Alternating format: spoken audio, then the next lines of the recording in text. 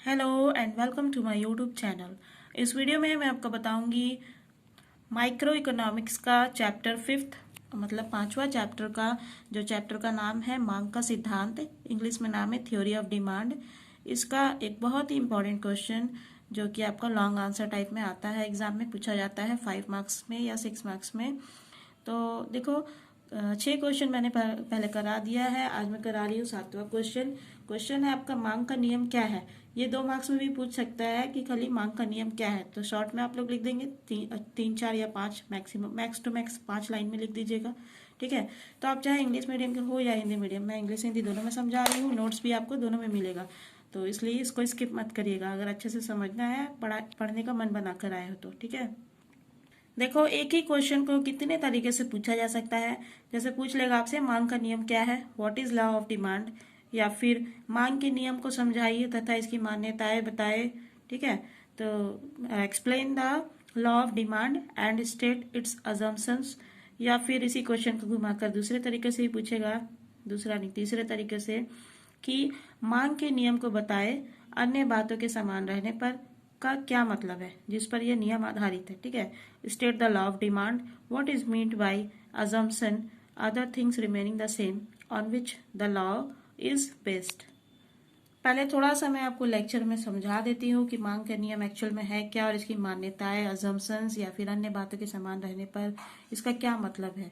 मांग का नियम जो होता है, लॉ ऑफ डिमांड, वह किसी वस्तु के यानी किसी कमोडिटी के मूल्य में, प्राइस में परिवर्तन या चेंज होने के परिणाम स्वरूप, किसी कमोडिटी के प्राइस में चेंज होने के रिजल्ट के रूप में, मांग का नियम किसी वस्तु के मूल्य में परिवर्तन होने के परिणाम स्वरूप उसकी मांग में होने वाले परिवर्तन यानी चेंजेस इन डिमांड के व्यापक संबंधों को, रिलेशंस को प्रदर्शित करता है, शो करता है। ठीक है, यानी कि प्राइस में जब चेंज होता है, मूल्य में परिवर्तन होता है, तो मांग में कैसा परिवर्तन होता है, यही उसका रिलेशनशिप को बताता है। क्या? मांग का नियम। ठीक है, मांग के नियम से यह प्रकट होता है, या मांग का नियम, लॉ ऑफ डिमांड, हमें यह बताता है कि वस्तु के मूल्य यानी प्राइस ऑफ कमोडिटी और उसकी मांग यानी उसके डिमांड में विपरीत, इनवर्स संबंध होता है, इनवर्स रिलेशनशिप, विपरीत संबंध होता है।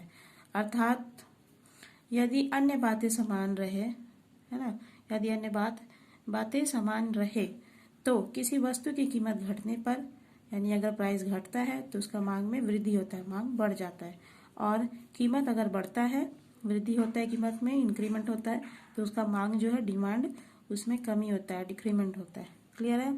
तो इसमें उल्टा संबंध होता है, विपरीत संबंध, किसमें? वस्तु की मांग और उसकी कीमत के बीच में।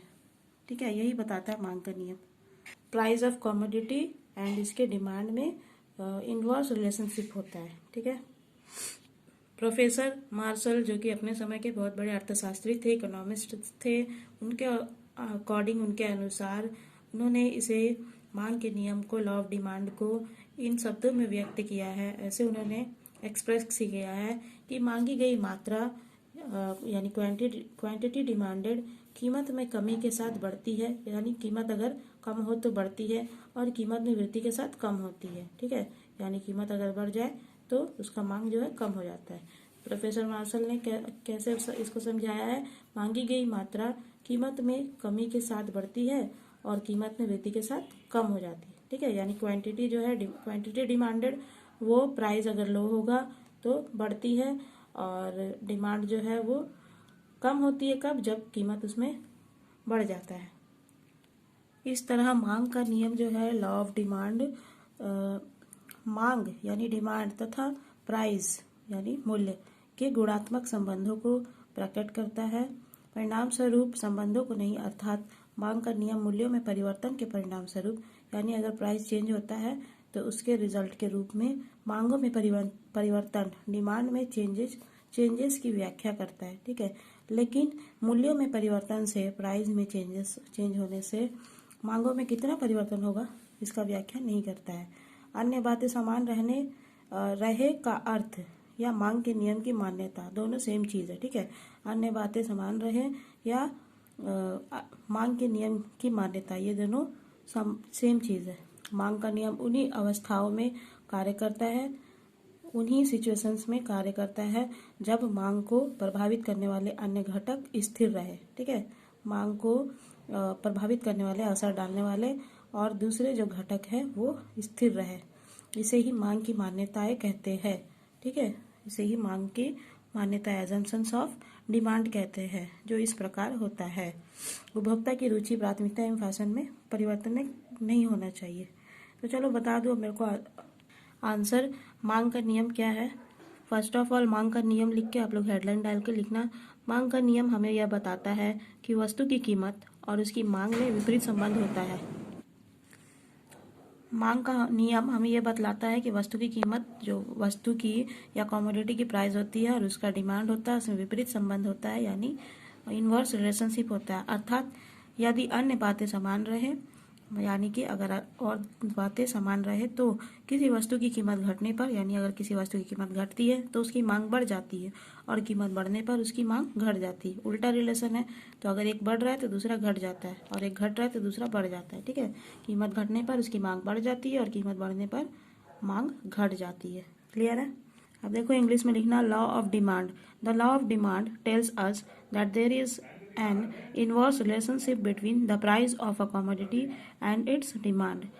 तो लॉ ऑफ डिमांड जो है वो हम लोग को बताता है कि कमोडिटी के प्राइस और इसके डिमांड में इनवर्स रिलेशनशिप होता है। ठीक है, that is if other things remain the same then the demand increases when the price decreases and the demand decreases when the price increases. That is अगर, अर्थात अगर अदर थिंग्स सेम रहे तो price के डिक्रीज होने पर demand increase होगा और प्राइस के इंक्रीज होने पर डिमांड इंक्रीज होगा, सॉरी प्राइस के इंक्रीज होने पर डिमांड जो है वो डिक्रीज होगा। तो इसमें इनवर्स रिलेशनशिप है। ठीक है, तो एक अगर इंक्रीज हो रहा है तो दूसरा डिक्रीज होता है और एक अगर डिक्रीज हो रहा है तो दूसरा इंक्रीज होता है। ठीक है, तो अगर अदर थिंग्स सेम हो तो क्या होता है, प्राइस के डिक्रीज होने पर डिमांड इंक्रीज होता है और प्राइस के इंक्रीज होने पर डिमांड डिक्रीज होता है। क्लियर है। अब देखो अन्य बातें समान रहने पर, if other things remains the same, या फिर मांग की मान्यता है, assumptions of the law of demand, दोनों सेम चीज है। क्या क्या होती है देखो, अदर बातें, अदर थिंग्स जो सेम होते हैं या अन्य बातें समान रहे, या फिर मांग की मान्यताएं, दोनों एक ही चीज है। तो क्या है मांग की मान्यता, अन्य बातें क्या क्या है समान रहने पर। पहला है उपभोक्ता की रुचि, प्राथमिकता एवं फैशन में परिवर्तन नहीं होना चाहिए। There should be no change in customer interest, preference and fashion. दूसरा देखो क्या है मांग की मान्यता, उपभोक्ता की आय में परिवर्तन नहीं होना चाहिए। Consumers income should not change. ठीक है, यानी उपभोक्ता जो है कंज्यूमर, उसकी इनकम में चेंज नहीं होना चाहिए। थर्ड देखो क्या है अजम्पशन ऑफ डिमांड में, the price of related goods should not change. Related goods क्या क्या, कॉम्प्लीमेंट्री एंड सब्स्टिट्यूट गुड्स। दो मार्क्स में आपका ये क्वेश्चन आता है, कॉम्प्लीमेंट्री गुड्स क्या है या फिर सब्स्टिट्यूट गुड्स क्या है, प्रतिस्थापन पूरक वस्तु क्या है। ठीक है, अब देखो संबंधित वस्तु यानी पूरक या स्थानापन्न के मूल्यों में, प्राइस में परिवर्तन नहीं होना चाहिए। फोर्थ अजम्पशन है, चौथा इसका मान्यता है, मांग में कीमतों में परिवर्तन की संभावना नहीं होना, सॉरी भविष्य में कीमतों में परिवर्तन की संभावना नहीं होना चाहिए। There should be no possibility of change in price in future, यानी फ्यूचर में प्राइस में चेंज होने का कोई पॉसिबिलिटी नहीं होना चाहिए। ठीक है, फिफ्थ देखो इसका अजम्पशन है, मान्यता है, जलवायु में परिवर्तन नहीं होना चाहिए, the climate should not change. ठीक है, तो ये हो गया आपका लॉन्ग आंसर टाइप क्वेश्चन मैंने करा दिया इस चैप्टर का।